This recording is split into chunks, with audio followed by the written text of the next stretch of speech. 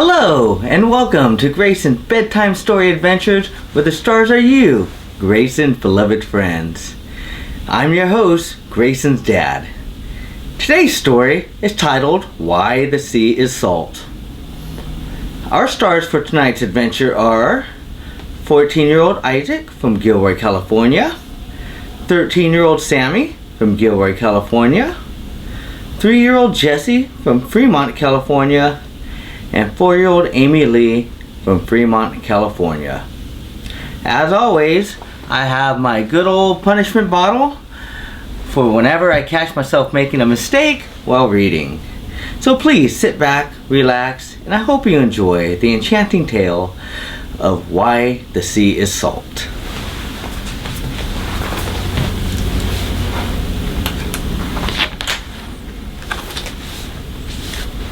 Once upon a time, long, long ago, there were two brothers, one rich, named Sammy, and the other poor, whose name was Isaac. When Christmas Eve came, Isaac had not a bite in the house, either of meat or bread. So he went to his brother Sammy and begged him in God's name to give him something for Christmas Day. It was by no means the first time that Sammy had been forced to give something to Isaac, and he was not better pleased at being asked how... Oops. I made a mistake. Here we go, my friends.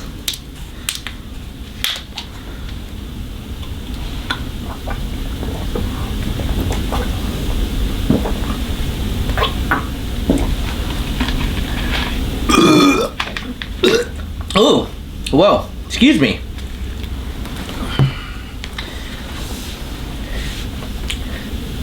And he was not better pleased at being asked now than he generally was.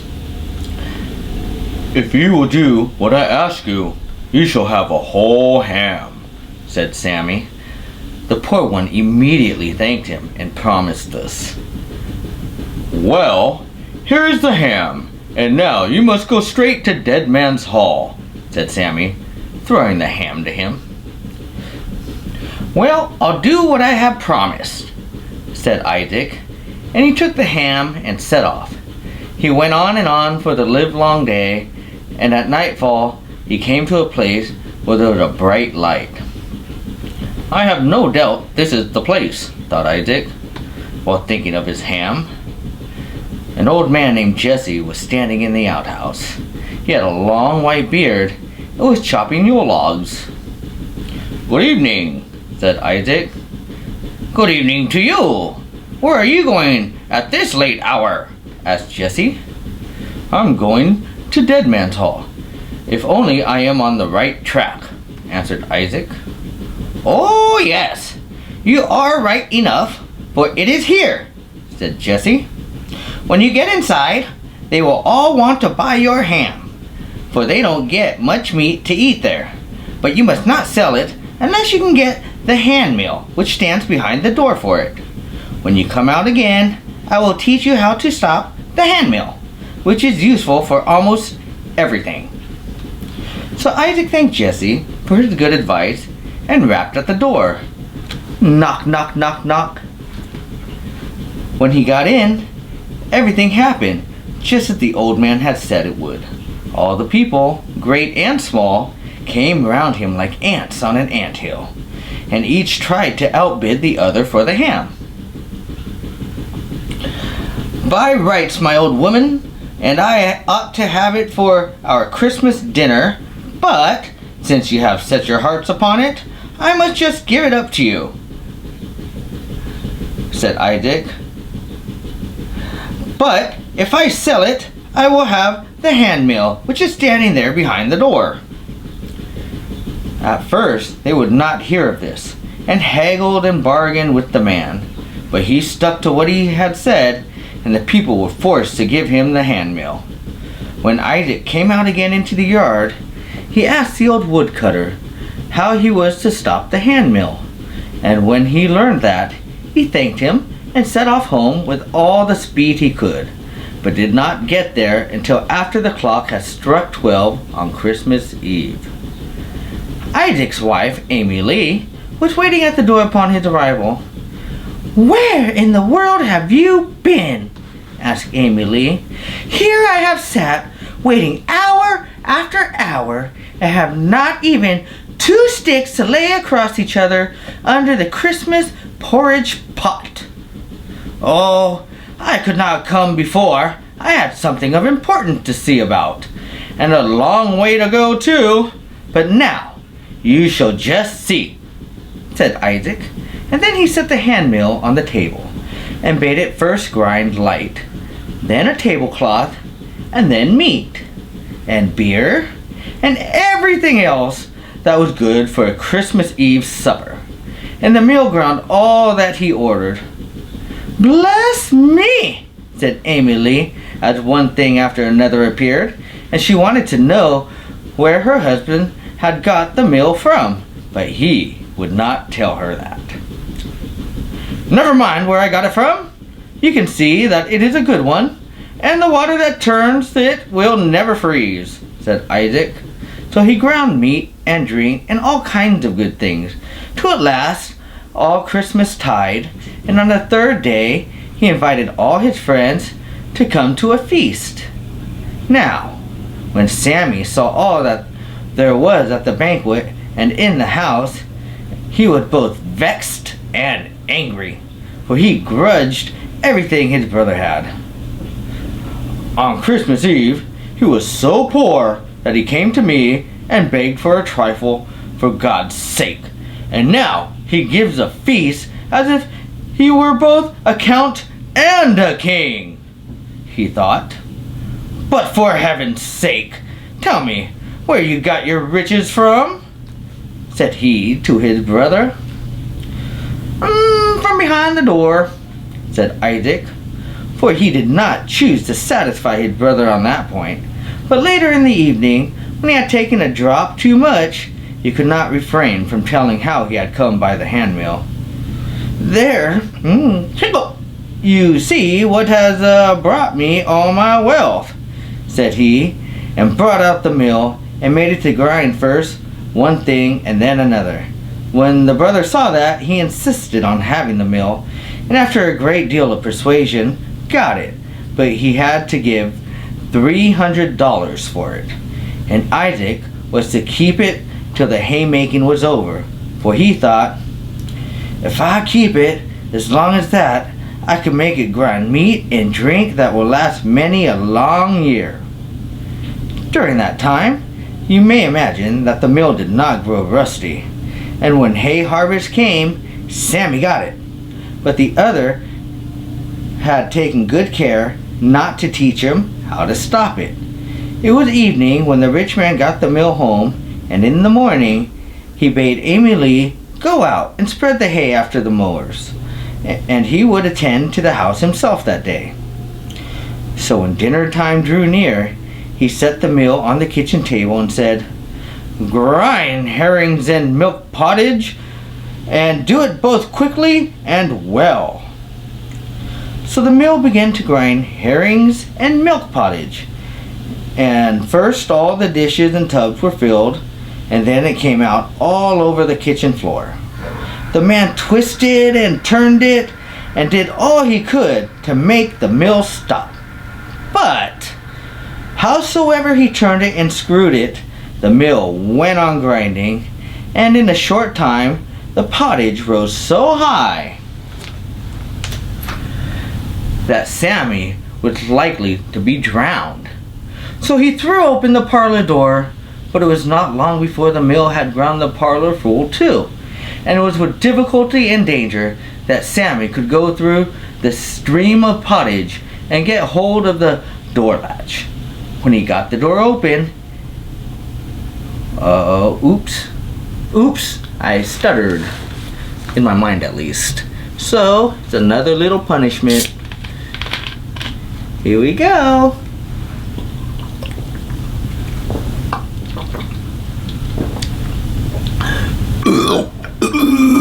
Ooh, excuse me.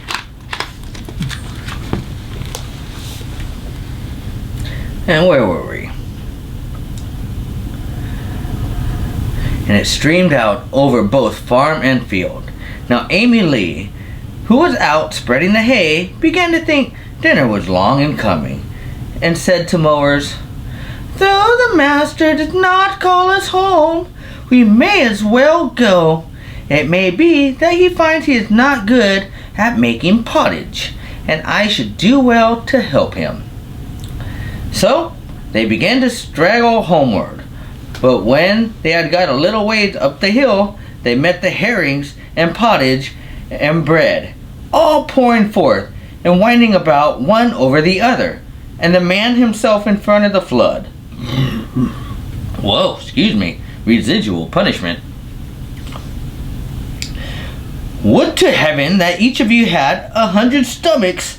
Take care that you are not drowned in the pottage," he cried as he went by them, as if mischief were at his heels, down to where his brother dwelt.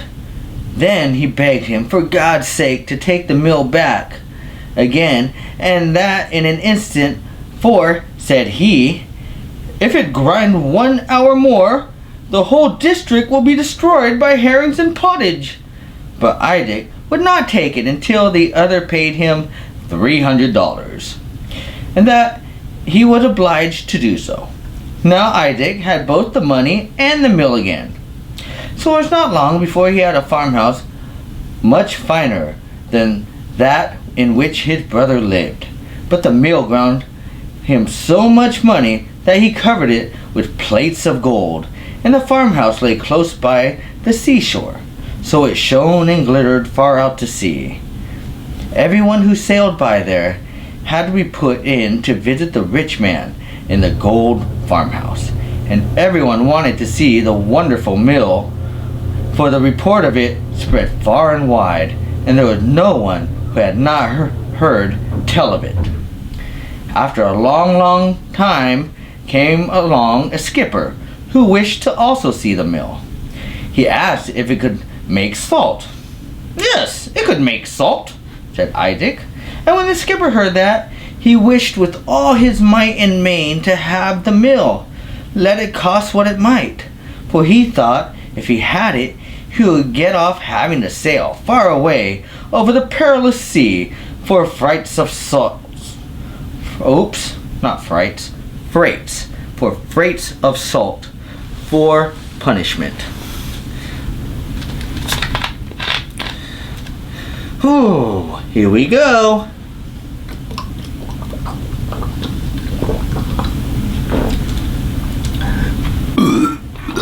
Oh, excuse me. This story took a whole bottle.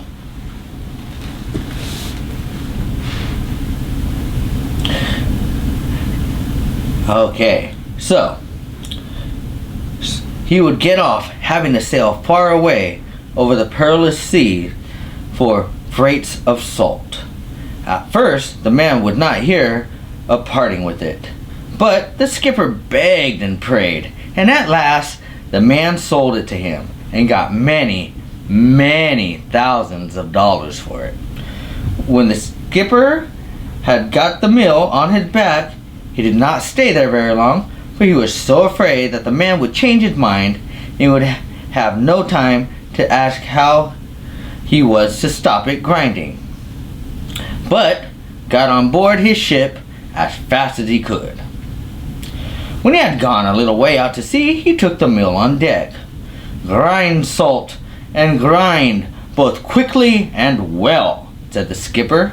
So the mill began to grind salt till it sprouted out like water, and when the skipper had got the ship filled, he wanted to stop the mill, but whatsoever way he turned it, and how much he tried, it went on grinding, and the heap of salt grew higher and higher, until at last the ship sank. There lies the mill at the bottom of the sea, and still, day by day, it grinds on, and that is why the sea is salt. I'd like to thank our stars tonight for their participation in tonight's adventure: Isaac, Sammy, Jesse, and Amelie. And I hope you all have a great evening, and we'll see you next time. Have a good night. I hope you enjoyed tonight's bedtime story adventure, Did I make any mistakes and didn't drink from the punishment bottle? Let me know in the comments. Also, if you would like to be part of a future bedtime story adventure, leave your name, age, gender, location in the comments below. If you enjoyed our story and would like to see more, subscribe to our channel to get the latest episodes. Meanwhile, check out another one of Greyson's bedtime story adventure video. Thank you for your support, and we look forward to seeing you next time.